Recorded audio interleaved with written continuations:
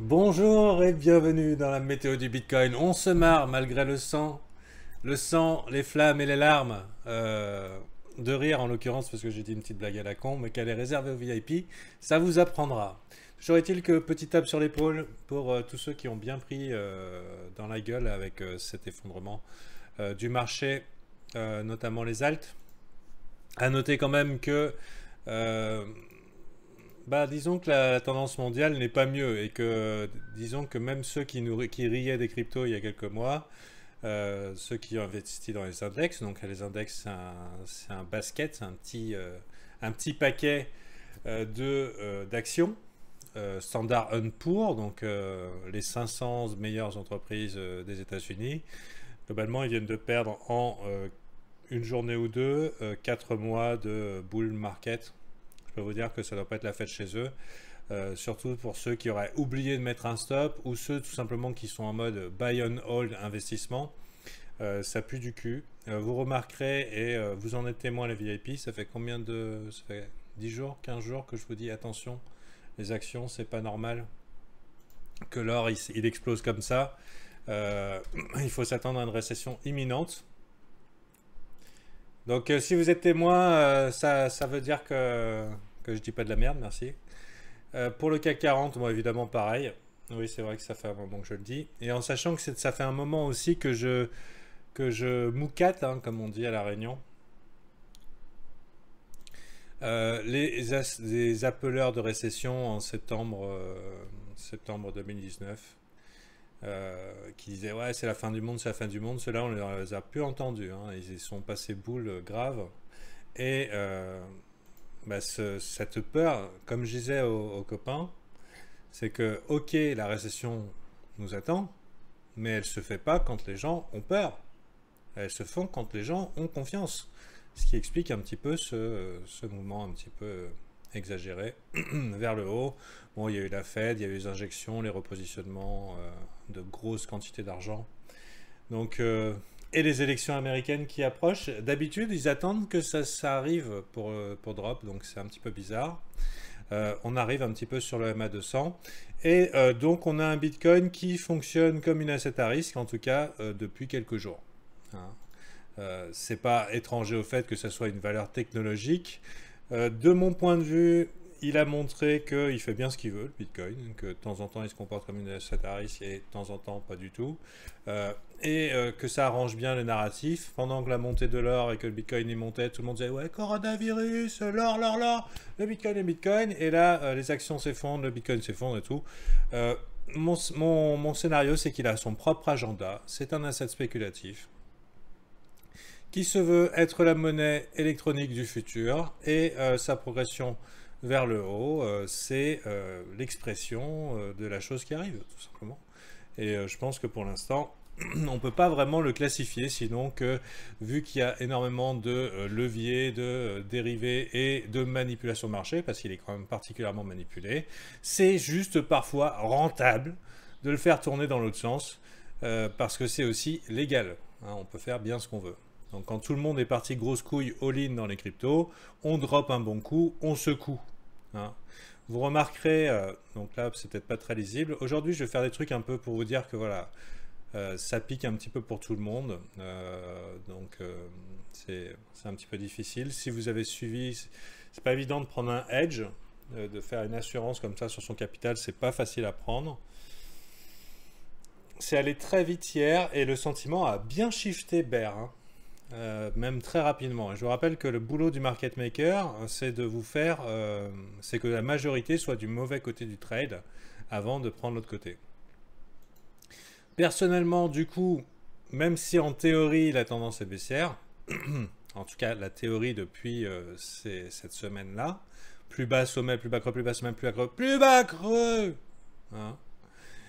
Mais maintenant, on commence à se dire que d'un point de vue long terme et de ce swing-là, on est quand même dans des zones super intéressantes.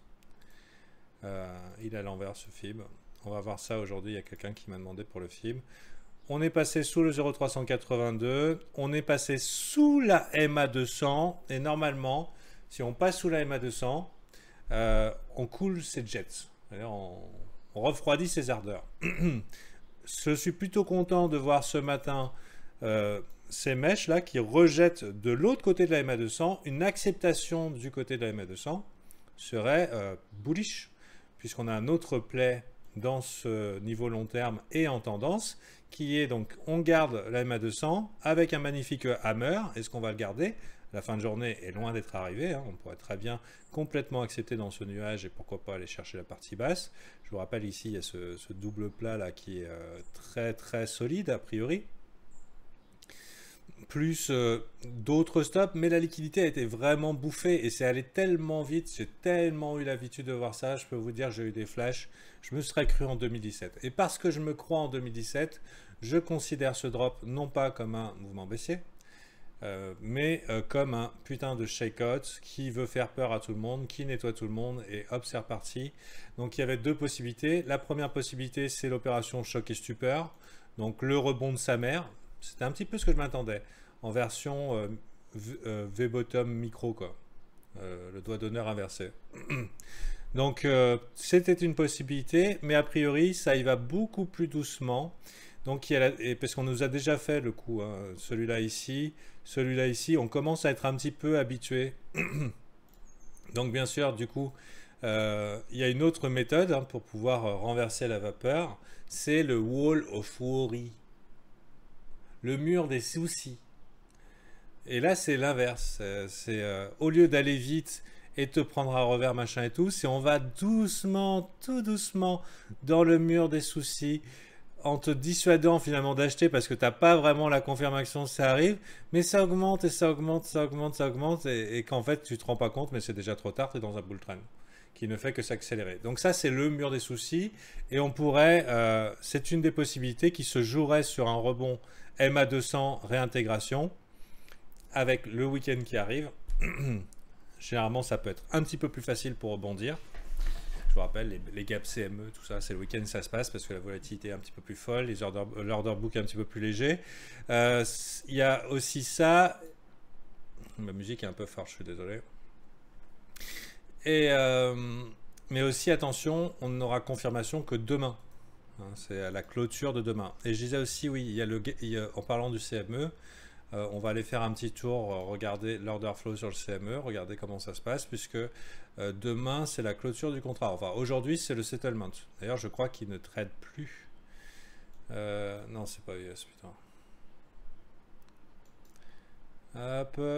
On va regarder un petit peu au niveau des ordres d'achat, ordres de vente, comment ça se passe. Est-ce que ça achète agressif? Est-ce que ça vend agressif? C'est BTC.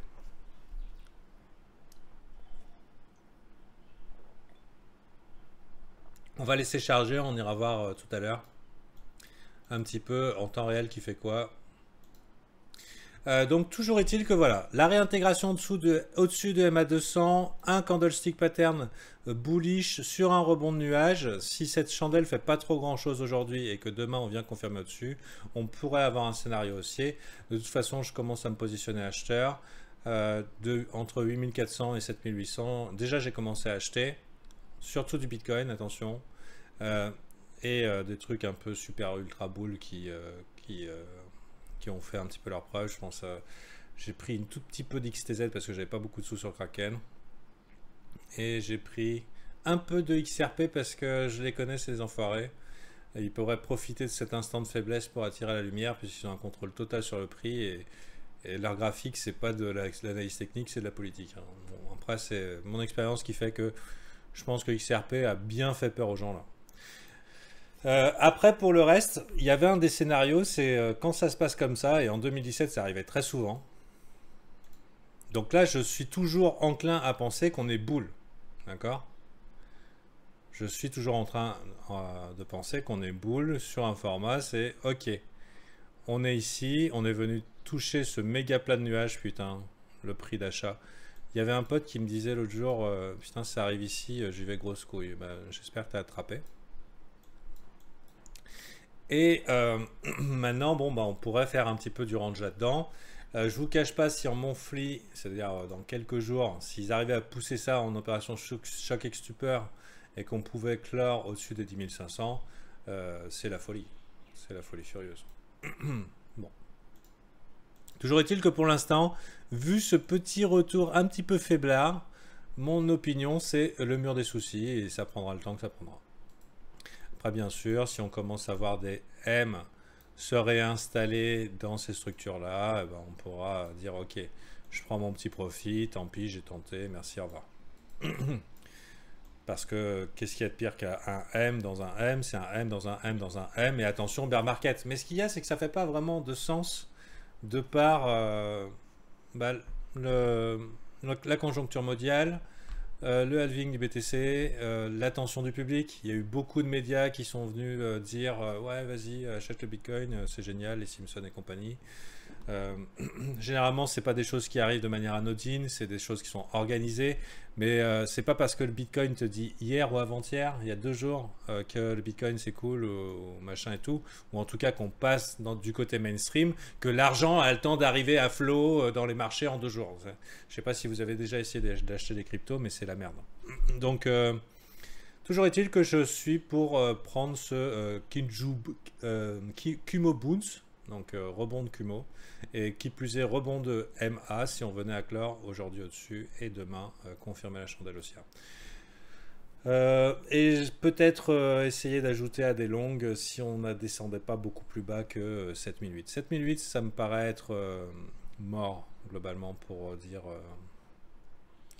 avant d'avoir une vraie confirmation. Là, on est encore dans l'espérance après 3 jours de chiasse d'un rebond violent. Un rebond violent, tout simplement parce qu'il y a plein de gens qui ont FOMO short. Mais si jamais ça venait à s'installer vers le bas, bah bien sûr le scénario il change. Hein. On a consolidation, acceptation dans la valeur, le nouveau prix dans la tête de tout le monde c'est ça. Si les gens retrouvent confiance en disant ah là là, c'est la fin du rebond, c'est la fin de la chute, ils se mettent à acheter comme des enculés et au lieu de monter, bah ça descend. Classique. Là, si je joue le rebond, c'est parce que c'est dans l'espoir qu'il y ait réaction, ce qu'on a vu, hein, 2 mèches, et que ça y reste pas longtemps. Voilà. Et voilà. Aussi, autre chose, récemment, vous avez vu pas mal de youtubeurs qui disaient ouais, la Golden Cross. Bon, la Golden Cross, c'est MA200, MA50. Si je me trompe pas, hein, c'est bien ça. Je vais vérifier. Si c'est ça. Et non pas MA100, comme j'ai déjà vu. Certaines vidéos. Du coup, Golden Cross, ça y est, la Golden Cross a tapé. Je vérifie avant que je dise des conneries.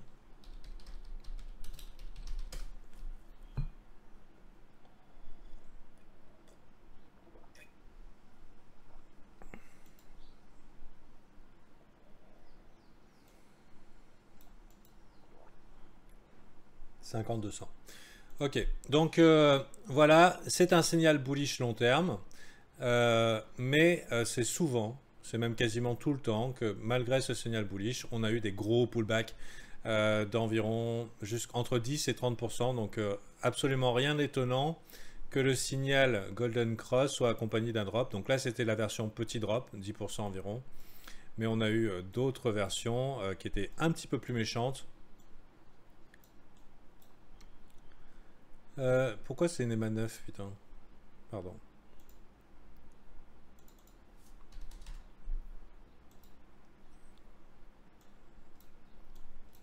Bon, après, on peut espérer qu'on est ici. Hein. Mais vous avez vu, hein, croisement MA 50, MA 200, donc la Golden Cross, et ensuite... ah méga drop. 40%. Super hein, de voir des drops de 40% super rapides. C'est super parce que c'est bon signe de dire qu'on est peut-être dans ce genre de scénario. Et je peux vous dire une chose, c'est que si jamais on vient repasser ici, il n'y a plus rien qui l'arrête le machin. Enfin, à mon avis. Ça c'est que mon opinion et j'aurai l'occasion de changer d'avis. Il existe une expression qui dit « strong opinion loosely held ». Ça veut dire qu'on ne les garde pas longtemps. On est prêt à changer d'avis même si pour se mettre à risque, il faut avoir des couilles, quoi, des convictions. Ensuite, autre chose, donc le contrat CME qui se termine vendredi, settlement le dernier vendredi de chaque mois. Donc globalement, généralement, il y a de l'action, les mecs se repositionnent. Maintenant,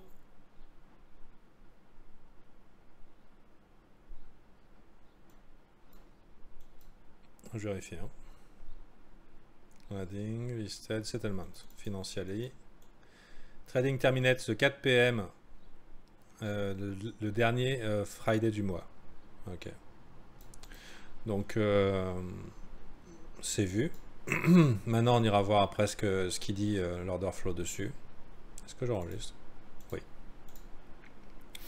Ici, comme vous pouvez voir, on a encore la liquidité en bas qui pourrait embarquer beaucoup de gens en short en disant « Haha, on vous avait dit, ça irait plus bas ».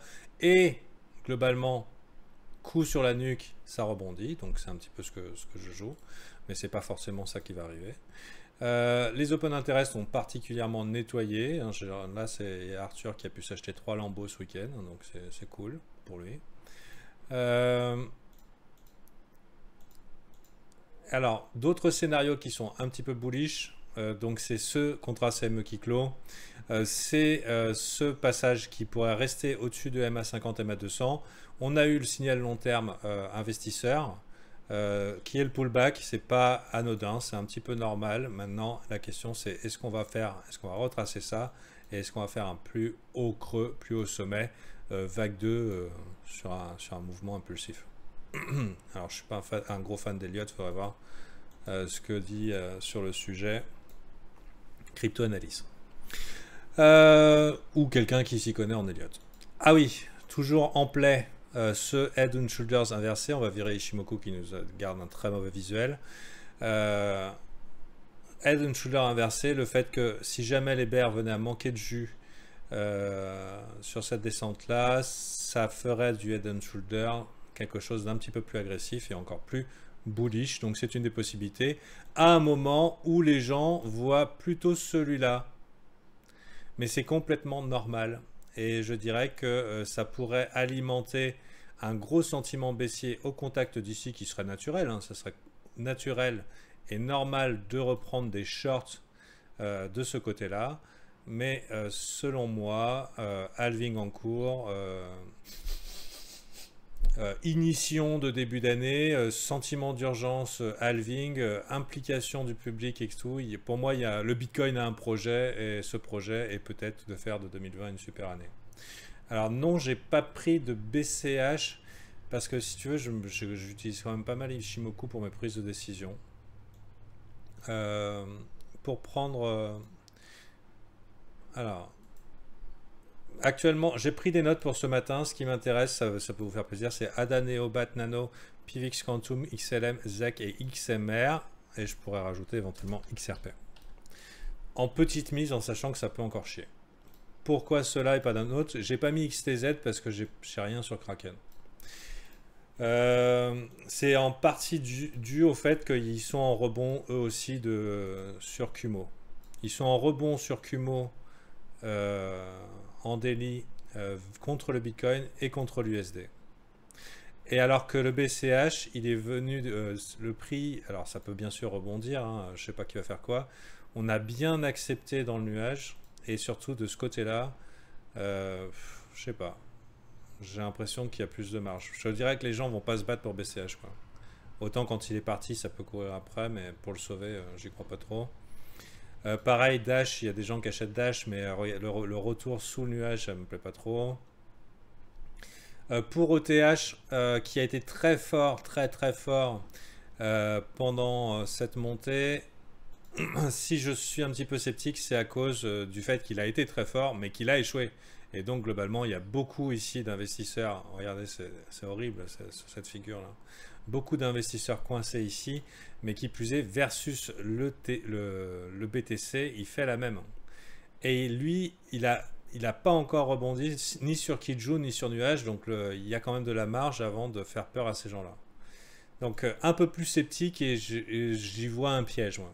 J'y vois un piège sur le TH. Alors que sur XRP, vu que pour moi, c'est des politicards véreux, qui ont des agendas bien précis, c'est-à-dire on fait ce qu'on veut avec le prix. Au moment où les cryptos avaient de la tension, mais ils sont restés bien au calme, ils pourraient très bien pomper le prix. Au moment où les gens s'intéressent aux cryptos, le truc est pas cher, c'est facile de pomper ça, personne n'en veut. Et ceux qui en voulaient ont perdu tout espoir sur ce mouvement ABCD, rebond sur nuage. Et aussi, ce que j'aime bien, c'est que contrairement aux autres, lui, il est venu, parce qu'il n'est pas parti très haut, il est revenu retester le bottom versus Bitcoin. Donc sur un malentendu, il peut avoir une impulsion qui excite tout le monde en disant « Oh putain, XRP c'est bien en fait ». Enfin, je sais pas si tu vois. Tout ça, c'est un peu du... c'est du trading en mode nibble, hein, c'est-à-dire je mets des petites mises et je m'en fous un peu, je me positionne long terme. Après, là, mon play, il est parti bullish, parce qu'on n'a pas traversé le nuage. Hein. Putain, ça c'est de l'analyse technique. Il y a qui vous fait ça? Vous vous rendez compte? Qui alors, je me fais marrer tout seul. On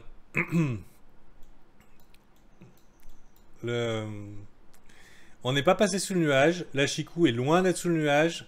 Il y a tout à fait un autre scénario, c'est murder. Mais qu'est-ce que je fous sur les cryptos quoi? Quand je dis murder,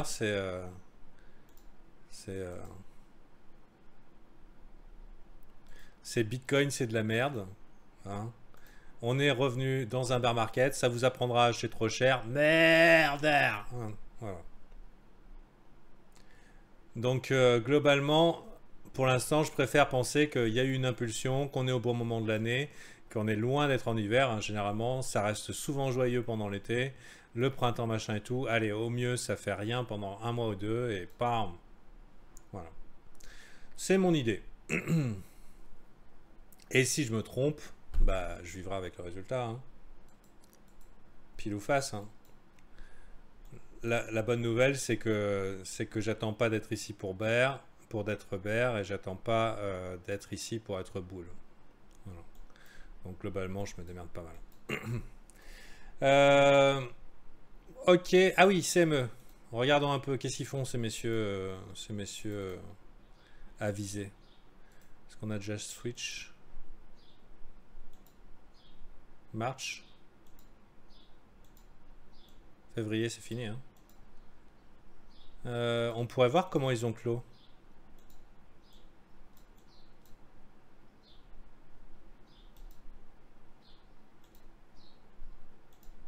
Non, il veut que je roll over. Je pense qu'il faut qu'on regarde la marche. On pourrait voir comment ils closent. Puisqu'ils sont encore dedans, un gros volume. Bon, je vous montre un petit peu. En vert, ce qu'on appelle des buy imbalance. D'accord. Le prix est à 8700 et quelques. On est venu, putain, ils respectent ça sur le CME. On est revenu sur S1, support 1 sur les points pivots. Et alors, en rouge, ce sont des sell imbalance. Ça veut dire des mecs qui vendent au prix du marché, mais qu'on dit, ils hit de bid. C'est-à-dire, ils market sell. C'est des ordres très agressifs et qui sont supérieurs à la demande. Donc, généralement, ça implique, par exemple, ici, vous voyez, là, il y a un mec qui a les grosses couilles en mode vendeur. Là. 113 et 66. C'est pas des petits volumes. Grosse couille, ok. On pourrait essayer de diminuer un peu enfin d'augmenter le range pour avoir un visuel encore plus épuré du bruit.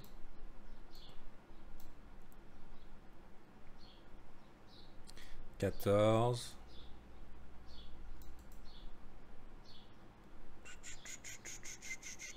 Est-ce qu'on va avoir quelque chose là-dedans? Je voudrais move. Oui. Alors, le prix il est où? Le prix il est là alors que les gens sont bearish. Ils vendent et le prix va contre eux. C'est pas très bon pour eux, j'ai envie de dire. Ici 14 low. Mais tout ça c'est pas énorme en termes de low. Comment ça se fait? Je suis passé en mars. Ouais, il m'a passé en mars.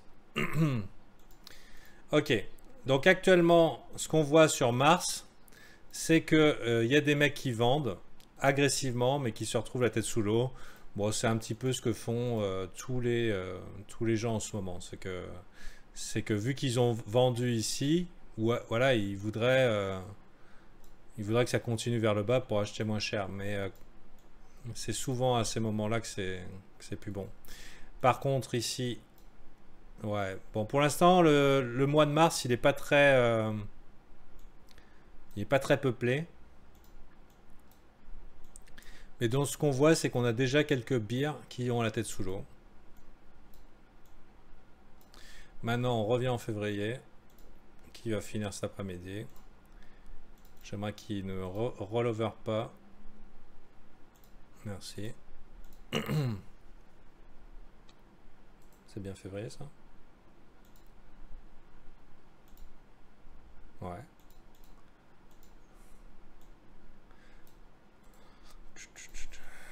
Bon, beaucoup plus de volume. Beaucoup plus de volume. Et ici, vous voyez, un mec qui a vendu sa maman. Alors, puisque un lot, c'est 5 bitcoins, ça fait beaucoup d'argent.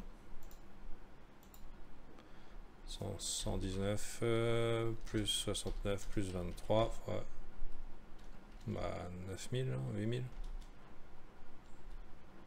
Non, attends. 119 plus 69 plus 23 fois 9000. Il y a un mec qui vient de parier 1 million à la baisse ici. Là. 8780. Et on est au-dessus. D'accord. À mon avis, soit il était en train de hedge sa position, c'est-à-dire d'assurer sa position. C'est-à-dire, ok, je vais shorter à fond au cas où ça monte pas, mais ça paraît bizarre. En tout cas, là, on a un monsieur grosse couille qui est coincé. Soit il a encore du jus pour ramener plus bas, soit ça va être la victime de ce marché. Et ce week-end, ils vont lui faire la peau. C'est un peu... ce que je vois là. Il y a un play long à faire en vue de penser que ce mec-là va vouloir sortir de sa position en diminuant la casse. Pour l'instant, un tick, c'est 25 $, je crois. Ou...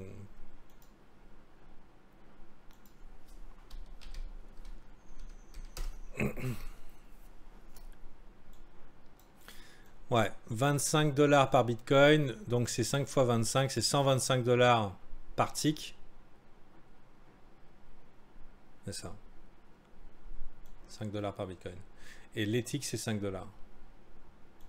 Donc l'éthique, c'est l'unité de temps la plus faible. Donc là, il perd environ 125 $ par unité là. Et par lot. Donc, ce qui s'appelle avoir la tête sous l'eau. Il pourrait faire office de support. Donc pour l'heure, en fait, ce que je voulais voir, c'était des vendeurs agressifs. Je m'attendais pas à voir ça en fait. Ou des acheteurs agressifs. D'accord. Je m'attendais pas à voir des vendeurs agressifs la tête sous l'eau. Puisque normalement, c'est eux qui contrôlent le marché.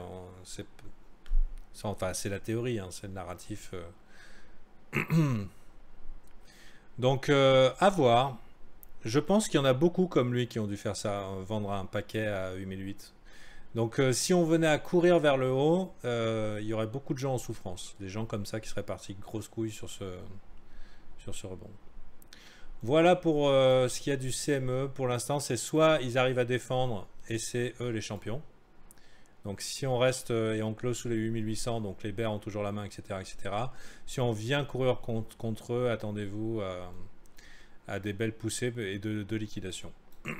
C'est un petit peu ce que j'ai en tête. Ah ouais, alors ça c'est ça qui est beau, c'est qu'effectivement c'est interdit le spoofing sur le CME. Alors que sur le Bitcoin c'est la folie. Je trouve, pour moi il faut être fou en fait pour trade sur le CME. Quand tu vois comment ça se passe ici. Mais bon, dis donc, c'est une météo de l'enfer, ça. 28 minutes. On pourra regarder un petit peu la liquidité. Ça pousse, ça pousse, ça pousse. Ok. Très intéressant, cette manière de pousser. Si on venait à accepter ici, je dirais qu'un retour ici qui ferait office de résistance 8800, justement, les messieurs qu'on short ici et qu'on peur, s'ils venaient à peiner et qu'on faisait une structure et qu'on solidifiait au-dessous du 8008, on est parti pour un week-end un peu du rattrapage. Et j'ai oublié de vous dire scénario final parce que voilà, vous avez remarqué, j'étais un peu confus. Donc j'envisage que c'est qu'un fake out. Le bon drop de 30% des bull market. Bon, c'est pas 30%. peu les plus bas. Et un peu comme ça, là, le bon drop. Ça n'a pas traîné. Hein. Et j'envisage ça pour le moment.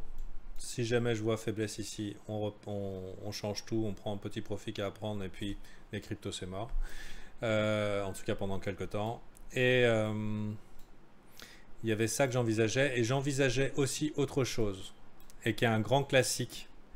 C'est que quand ça drop comme ça, les gens ils vont mettre grosse couille dans les alts en espérant que le rebond sur les alts va rattraper la perte. Ils vont se refaire. Alors là, béni soyez-vous si vous êtes resté jusqu'à la fin de cette méthode du Bitcoin. Et ils vont se refaire en se mettant sur les alts. Alors sauf si c'est une alt super hype, genre XTZ ou Link ou machin, le truc permaboule, et encore ça me paraît encore risqué. Il est probable que Monsieur Bitcoin apprenne à tout le monde ce que c'est que d'être le king. C'est-à-dire que pendant ici, je suis prêt à parier que le Bitcoin a repris en dominance, mais ce qu'on-là, il pourrait reprendre en dominance à fond en faisant une poussée de malade. Et pour achever un petit peu plus les holders d'alt et les emmener dans leur retranchement, je vous rappelle qu'on est dans la période les soldes et la peur, continuer à faire désespérer les holders d'alt pendant que le Bitcoin est en train de tracer. Quand tout le monde s'est parti all-in sur le Bitcoin, les alts peuvent éventuellement retrouver un bottom pour mars-avril. Mais c'est pas forcément évident. C'est pas forcément évident que les alts retracent elles aussi plus grosses que ce qu'elles ont perdu. Il va falloir que la confiance revienne. Et pour cela, la confiance, elle est d'abord dans le cadre du Bitcoin qui fait quelque chose. Autre scénario final, parce qu'il faut tout envisager. Le Bitcoin ne fait rien. Et les alts rebondissent, font leur truc. C'est possible aussi. Mais c'est pas ce que je joue. Ce que je joue un bull market, attention du public, quelque chose de l'ordre qu'on a vécu en 2017 et en disant peut-être que cette année, ça sera une bonne année. Voilà. Donc, je sais pas, ça vous a plu, vous? On va voir les requêtes.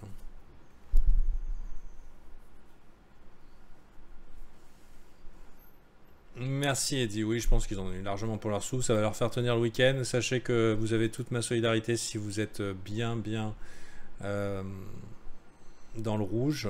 J'espère que c'est le moment de noter dans vos journaux l'importance d'avoir de la poudre.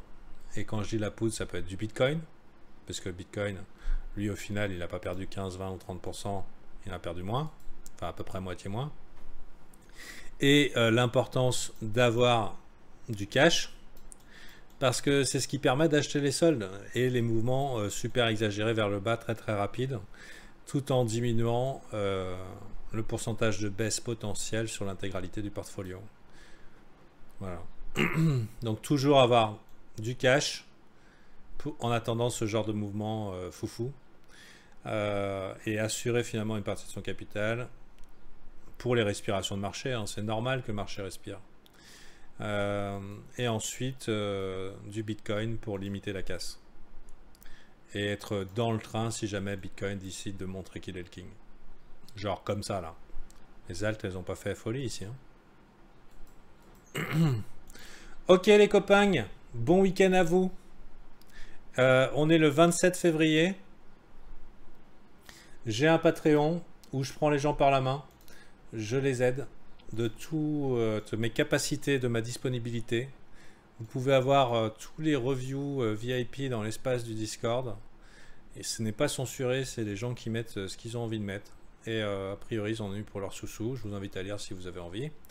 On a 200 personnes, et oui, je gagne bien ma vie avec ça.